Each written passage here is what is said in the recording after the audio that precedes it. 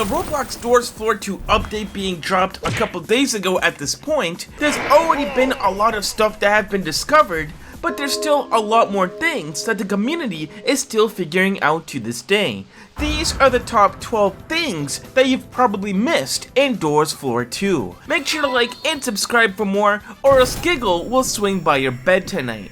Number 1, quite a bit of folks are still having trouble when it comes to dealing with grumbles at door 150. Well, what if I told you on a little tactic that may just help you out? If you are standing in front of the main computer, you can notice that there is a radar at the top of it, and no, this radar isn't just for looks. The top of the radar actually shows you which direction one of the control modules is. Use this as a visual guide in order to help pinpoint where the control module is.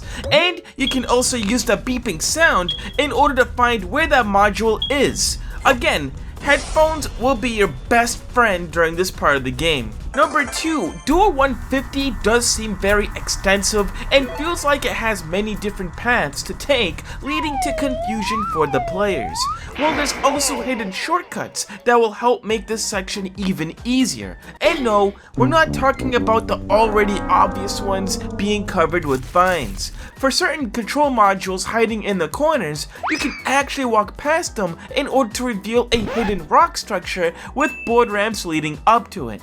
This isn't just any decoration. Players can actually use this hidden shortcut in order to get back to the main control beacon faster. And the best part, you don't have to deal with those annoying grumble trying to find your way back.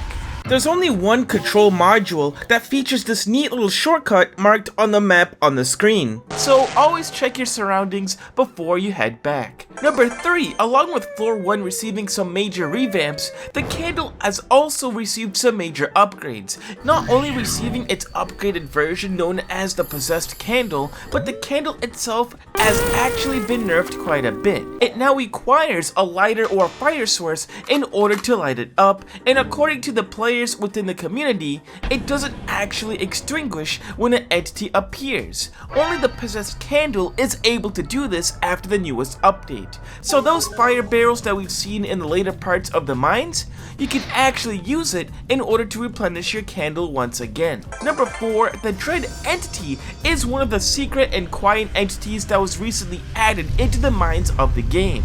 Previously, we've mentioned that it takes up to 10 minutes in order to spawn the entity, but there's actually certain locations where the entity cannot spawn, and this does include the major parts of the mines, such as the audit chamber in the beginning, and during any instances where players may have to deal with bosses. I've seen players mentioning that they were afraid of Dread showing up, especially at door 150, but don't worry, the entity will not be able to spawn in during this time.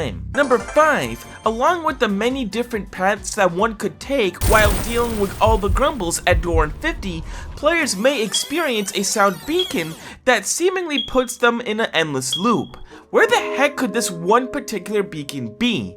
Well, there is a secret room within door 150 in which players would have to crawl through a secret hole in the wall in order to reach one of the modules to power up the electric bridge.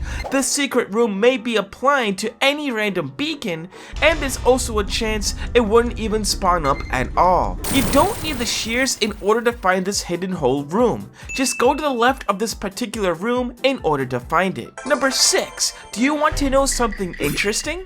We all know that the generators within the mines do require 3 fuses in order to power them up, but upon closer inspection, they also do come in 3 different colors: blue, yellow, and red. Doesn't seem like much at the moment, but we also do have 2 helpful entities at the moment, which does include the guiding light representing blue and the curious light representing yellow.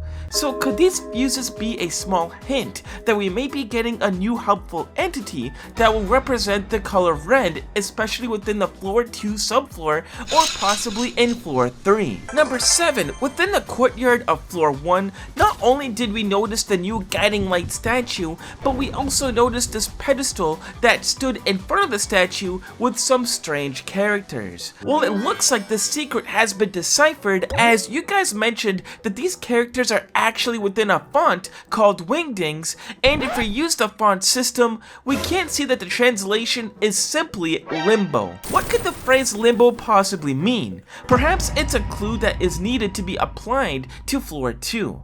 Number 8, there's actually been major updates and upgrades to the figure entity since the update has been released. Figure didn't used to react to opening containers and to turning on or off items, but it does now even if you turn on something small like the laser pointer item. Also, the entity has been upgraded from a simple ragdoll model into a fully animated character model, being able to emit light periodically with much better mechanics than what it previously did. You'll have to be more careful of them this time around in order to ensure your victory. Number 9, depending on how many times you get past the dreaded door 150 later on, you will actually run into a swimming portion of the mines. This room features different paths in which players will need to find the correct exit. And yes, it's actually possible to die due to drowning.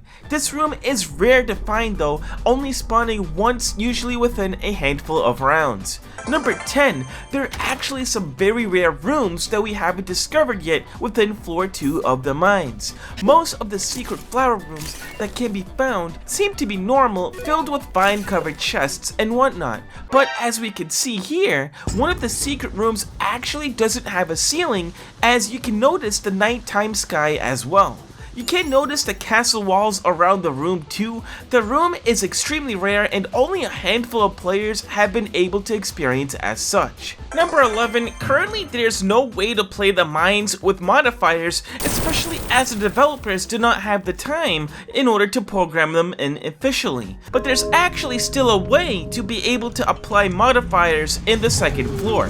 What you have to do is apply the modifiers to a run of floor 1 and beat the whole floor without dying at the end. You will then be greeted with an intermission, which will drop you right into floor 2, and yes, those modifiers will actually still work, though with some bugs. Not every modifier will work unfortunately, and some of them may be prone to causing major game glitches and crashes, but it is interesting to see that this still works before the official feature. Number 12, when players are currently dealing with Seek within the first chase of the mines, there is a cutscene where the player will fall down to land into a minecart, starting the minecart portion of the chase. But if we examine this scene even closer, we can notice that the guiding light actually disappears before going into this cutscene and then reappears after.